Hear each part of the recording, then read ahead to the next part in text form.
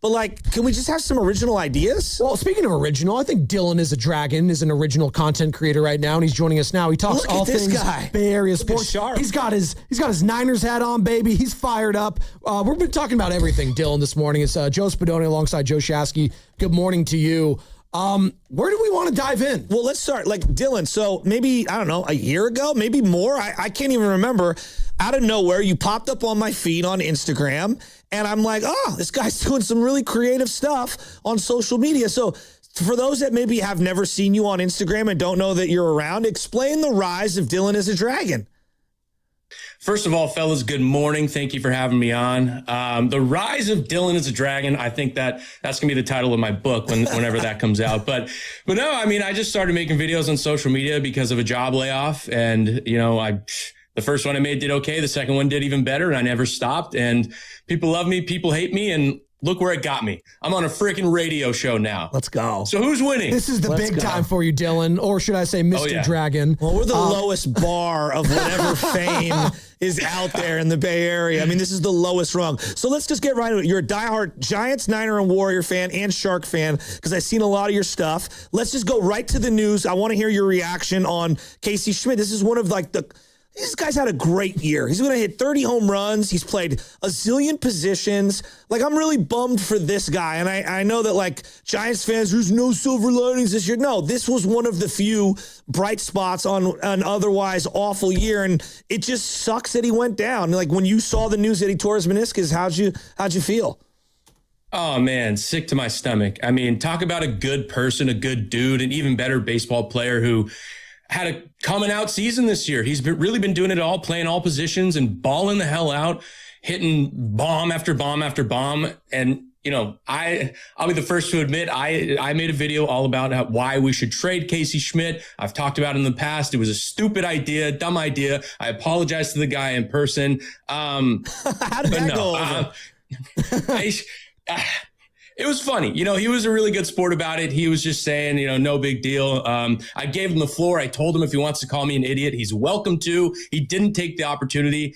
You know, I don't know why he didn't take the opportunity, but, you know, just good dude. And the injury just, it really sucks. And it's kind of just the cherry on top of this disastrous 2026 season that, you know, so many of us had high hopes for, and it's just not meeting those expectations. And it's a bummer, but, you know, silver lining was Casey Schmitt. Now he's gone, and I'm sad. And I'm sure you guys feel the same way. Dude, I'm so bummed for him. Like, so bummed. And then the Harrison Bader news. Wow. On the scooter. Got to be careful on those scooters, Dylan. It's Dylan is a Dragon joining us here on the River Islands guest line. Find him on Instagram and on X, a.k.a. Twitter.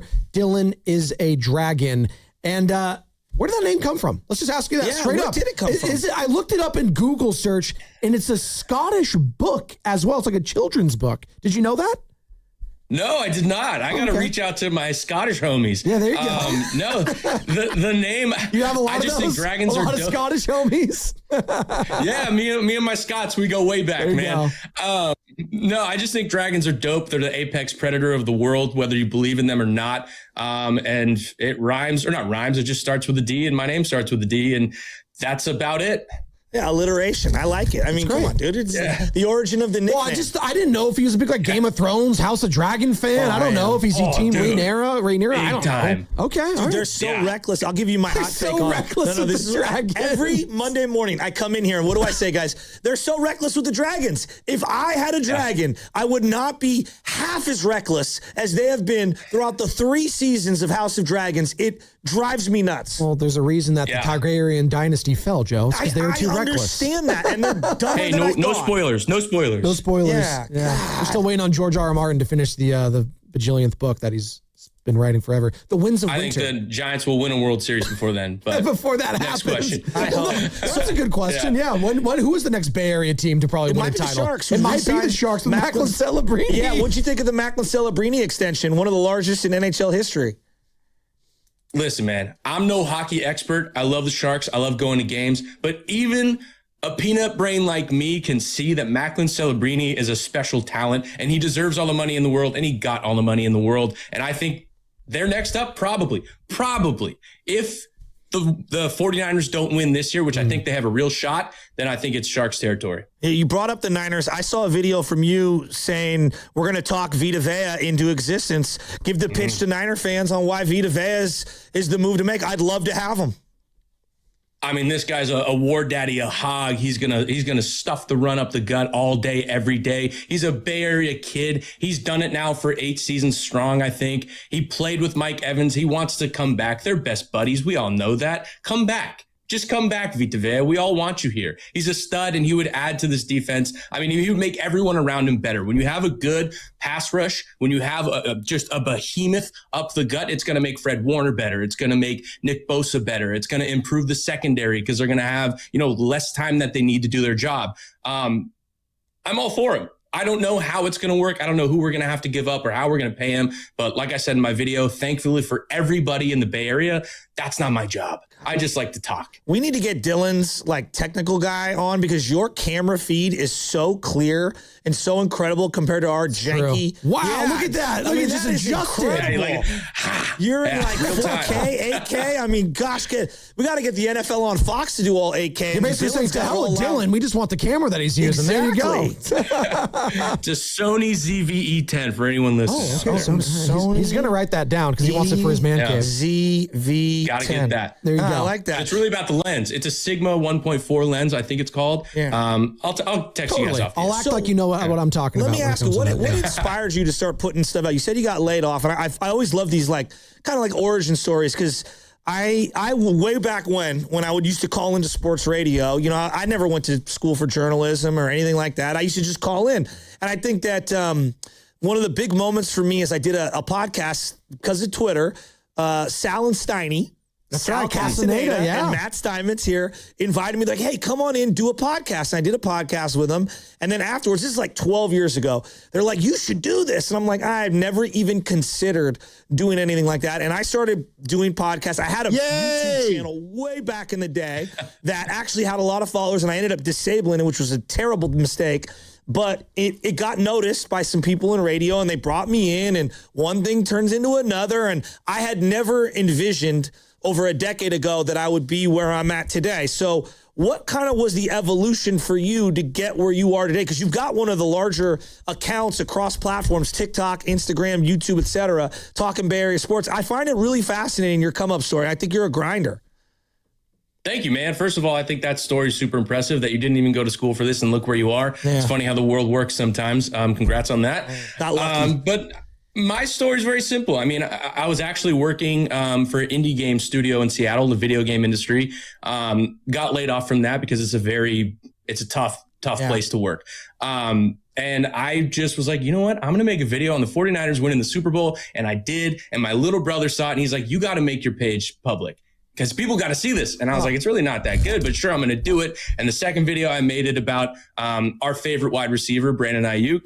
And that video just kind of took off a little bit. And since then, I've been making videos, and I just never stopped. And I took a risk, and here I am to tell the tale. So I think it kind of worked out. No, I think it's really cool because we hear a lot from Draymond Green, new media, but there is something special about kind of the landscape of technology and where we're at today. Obviously, we're on YouTube. We're looking at each other. Back in the day, I'm from the old school. It was newspapers. It was radio. And I used to call into Radnich. I'd call into Ralph. But now anyone can interact on your page. Anyone can create their own site and become an influencer or a content creator. I don't even know what that means. You're just putting out sports opinions, right? They're not that serious. Mm-hmm. And whether you agree with Grant Cohn, what he has created is really, really, really cool. Whether you agree with everything that David Lombardi's doing or the Light Years podcast or whomever you think is making local, consumable Bay Area kind of sports media, I do think it's really awesome that it's kind of leveled the playing field, and now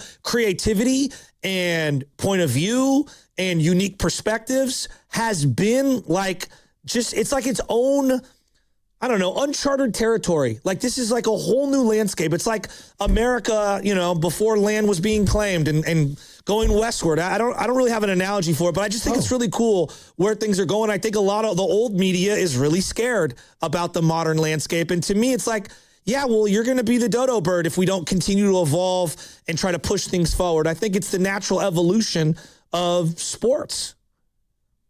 Yeah, totally. And I won't name names here, but there is one radio station in the Bay Area that doesn't like me. And like you said, they just don't like people like me. And I'll give you a hint. It's not the one I'm on right now. So I've been fighting that fight for a long time. That's an interesting thing. And you're listening to 95.7 The Game, KGMZ FM and HD1 San Francisco, and Odyssey Sports Station in the home of the Golden State Warriors and Valkyries.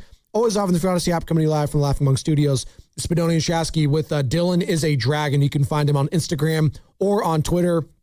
Diehard Bay Area sports fan, and made his bones talking Niners, but you've really made your bones, I think, this past season for the Giants, and I called it a season from hell. And I got to be honest, Dylan, when someone says your name, I think of you as the positive Giants guy. Whether that's fair or foul, that's how I view you, and I don't think that's a negative thing to say, but clearly it ruffles a lot of feathers, if you will, that you have been showing the positive storylines this year for the San Francisco Giants. Why do you think that bothers people? Because people love to be negative. It's easy. And when you're not winning championships. They want a reason to complain. And I get it. You have every right in the world to be upset. And specifically with the Giants this year, you should feel like the players should be doing more. You should expect more from the front office. The product they've put out has just not been great. But I just like to see the positive side of things. I don't know. It's a different stance from what most other content creators and radio shows are talking about. And I do think there is a lot of positives that we can look at and we can dissect from this season. Specifically, Bryce Eldridge. The guy's been amazing. That's just one example of what I really like to see. And I tweeted it last night. I still think he has a chance to win Rookie of the Year. And guess what? That brought out the negative Nancys. They think that's a crazy take. But I don't know, man. I just think there's a lot of good to be had here. And these guys are grinding, man. 162 games is a lot of games, man. You got to take that into account. And they're not trying to lose these games. That's the craziest thing I see is people what are these guys doing? They're trying to lose on purpose. And it's what? No, they're not. They're doing what they can to try to win these ball games, and it's just not working. Baseball's hard. How about that? It is. And you're going to be wrong more than you're going to be right when you're putting your name on stuff, all year round. I always have this joke. People say, they come into my comments as they yell and scream. And I go, hey, guys, I put my name on everything. Trust me. I'm well aware of when I'm right and when I'm wrong. And I'm going to be wrong a lot more than I'm going to be right. But if you're putting out bold opinions, you're just going to ruffle some feathers every now and then. And I think the beauty of the modern landscape is now, this station is a great example. Me and Mark Willard don't see eye to eye on sports a lot. But you know what? He has his prerogatives. And I have my prerogatives. Sometimes we agree. Most of the times we don't. But I still respect his opinion. I always find it funny. I reference David Lombardi and Grant Cohn. I kind of know when I'm at one of their channels what I'm going to be getting. That being said, I do like to hear the other point of view that I may not agree with or disagree with. But I got to give them credit. They've carved out their niche. They know what their audience is, and they do make me think from time to time, which is all I really ask for, which is give me an alternate opinion. If I'm in an echo chamber and all I hear is me talking every single day, I'm going to go crazy because I kind of already am going crazy. Right. And I think that's the beauty of sports. Everyone is entitled to their opinion. You can think what you want. We don't have to hate each other because of that. Exactly. As long as we keep it, semi-respectful, unless you're talking to those guys from LA or anybody in Philly, then be as mean as you want. But if you're talking to other Bay Area fans and creators, dude, we're on the same team. Let's just be nice a little bit. I don't know. Yeah, we want the team to win, but we just have maybe a disagreement in how to get there, right? That's kind of one of the things I always say. Let me give you this. Right now, if you just look at the Bay Area as a whole, everybody's disappointed that we got LeBron. Are you? Not got LeBron. Didn't get LeBron, excuse me. Didn't get LeBron. Are you? I really wanted LeBron. I think it would have been so cool to see Steph Curry playing alongside LeBron James. Whether they were good or bad, it just would have been epic, and it would have been a cool, fairy tale ending to probably both of their careers. It's a shame we didn't get him. It's a shame he went to Philly because now I'm forced to hate him. I think Philly is a disgusting city. They're the worst people in the world. Sorry if I'm stepping over the line here on 95.7 The Game. But they already hate me. The Dragon is breathing all over the city of Philadelphia. Trust me. Yeah. We have no love lost between WIP, our sister station, and 95.7 The Game. All right. So one last one on your way out the door. 49ers. I know you go to almost all the games like I do. I set myself up for disappointment every year. I love the team so much. Is this the year? Honestly, is this the year? I ask that every year, but is this the year? I sound insane. Because I sound the head coach is recovering from a severe concussion. I sound ungrateful. They have given me some great years. It's just like, God, I'm tired of being the bridesmaid. I just want to be the bride one time. I've gotten married. I've had a child. The only thing I think I need left in my life to feel happy like I can die in peace is a San Francisco 49ers Super Bowl victory, and we haven't gotten it yet. And honestly, it's ripped my heart out year after year after year, but I will go down with this team every single time because I love the San Francisco 49ers. And you ask if it's our year, you're damn right it's our year. Super Bowl or bust, baby. Let's go. I love it. Dylan, how old are you? Hey, whoa. I'm 31.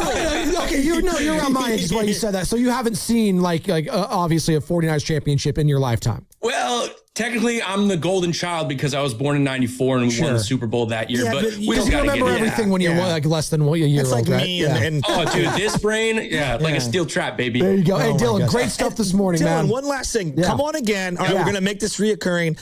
Coach in Los Altos has known you since you were a kid. Yeah, he was my coach. I used to play baseball underneath his guidance for a decade plus. After we lost the Super Bowl, we're coming out of Vegas. It's me and Bonte. This arm comes around us. It's Coach in Los Altos saying, boys, we're going to have this one hurt us for a long time. I wanted to cry. I love that guy. Yeah. Don't do that. He's the best. He's the best. I love that, man. Have a good one, Dylan. You're Thanks the best. for coming on. Thanks, man. Thank you, fellas. Let's Appreciate do it you. again.